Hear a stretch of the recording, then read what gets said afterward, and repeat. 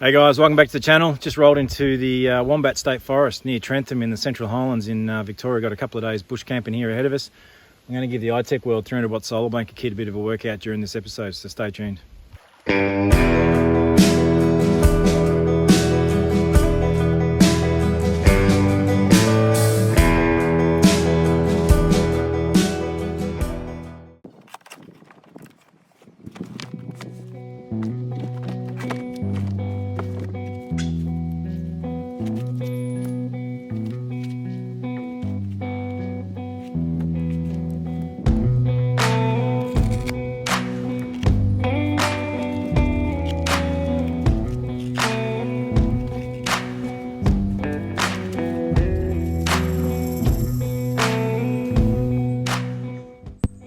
Yeah, first impressions are it's pretty good to set up, pretty quick, like literally just fold out, a couple of clips, roll it out, drop the back legs out as you saw. They're just fitted on there permanently. They've got a black strap in the back that just limits the distance that they can come out, so it sits at a right angle to capture the sun. You've got peg holes in them so you can pin it down so it doesn't get blown over by the wind. Yeah, really straightforward. This stuff's ballistic nylon, 600D ballistic nylon they call it, which I can already tell just by the texture and the feel of it and the weight in it that it's going to be really strong. We'll tell over time, I guess, how it works, but it seems really rugged on first impressions. It's got a bag here at the back with a lot of goodies in it, which is fitted into the back of that first panel as well. I'll get that out in a second and show you what's in there, what's included with the kit. Raptor skin coated on the panels. See it on the box there. It's a new product they brought into the Australian market. iTech have brought into the Australian market. Meant to be the bee's knees around durability as well.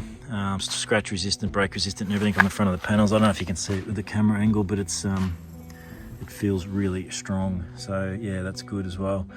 IP64 rated, can take a bit of weather. And you can tell by the weight of it, there is some serious construction in it. It's not cheap and cheerful. I think it's going to be pretty good in terms of longevity and durability. It's about 11.5 kilos. You definitely feel it when you pick it up that it's got a bit of weight in it. I can't fault that really and how quickly that was to set up.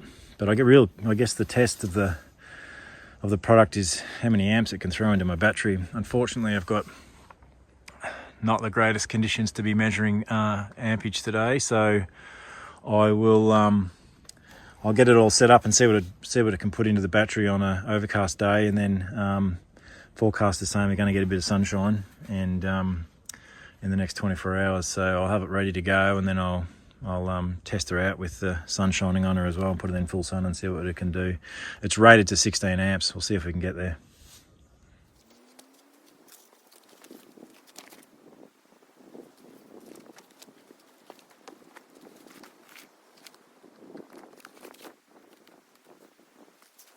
Yeah, we'll just check out what's got inside this little bag of goodies here. That looks like a really solid lead, just Anderson to Anderson, 10 metre long, comes included as standard. That's 10 AWG cable, so that should really not drop any voltage, hopefully, across that distance. You can also then plug in your Anderson to the alligators, so you can just run it straight to a battery out of the Anderson if you desire. Obviously I won't be doing that with the Caravan, but they're included as well. It's got a solar controller. I've got the Victron gear set up in the van, so I don't need to use this, but if I'm ever just running it straight to a battery, you can go into one side of that, out the other to the panel, and then your solar controller will limit the amount of current and everything that's got to go in. It's got USBs on the front of there as well, so you can chuck in some phones and stuff and other equipment and charge as you go. And then just the connector, which is fitted off to the panel here, sits inside the bag, so you can zip that up and just have the cord coming out like that, keep a bit of weather protection on that point as well, which is really good. I'll set it up now around the side of the van where I've got to plug it in, and hopefully we'll get a bit of overcast sun on it. Hopefully we'll get a bit of full sun on it, but we'll see how we go.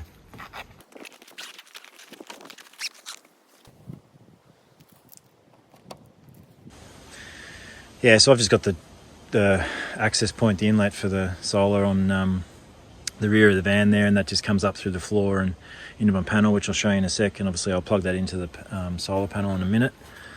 This is my panel. If you haven't seen this before, you probably haven't seen the build series that I did on the whole van. You can go and check that out. There's a whole 20-part series there, but just a quick rundown. Obviously got a Multiplus 2 inverter, charger and everything set up in there. It's 3000 volt amp. I got 3 solar controllers on the roof of the van. I've got 3 solar panels. 2 of them are joined together that run through that top one there. It's a 50 amp. The one down below that's just for the other third panel on the roof, which is a 30 amp.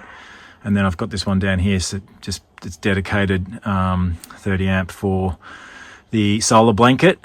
Never used it before. I've never plugged anything into this. This will be the very first test. And obviously that all runs in through a servo unit, which you can see. I'll show you the display on the other side in a minute. We'll chuck her into the panel and see what happens.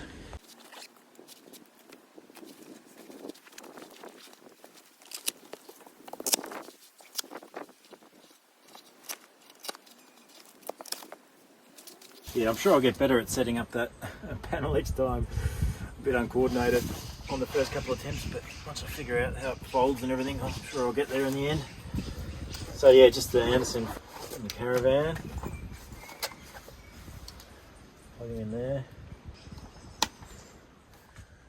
Not the best sun. It's a bit patchy. And I've got trees all over the top of me. The ideal spot would have been to put it out where I was filming before, but the lead doesn't obviously reach that long, so we'll just see how it goes here. I'll go and check the regulator, the servo unit, and see what it says. Yeah, so that's it at the moment. Obviously in pretty sketchy sunlight. It's only drawing, it's only running a couple of amps, 35 watt.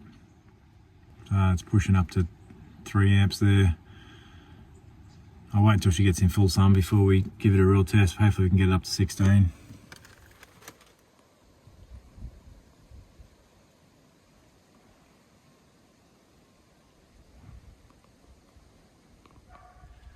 Alas, the sun didn't come out yesterday, so I figured the best way to get the sun to come out is to pack up camp, which I've done, and then, yep, lo and behold, she's shining like a dream, so I'll just spin you around.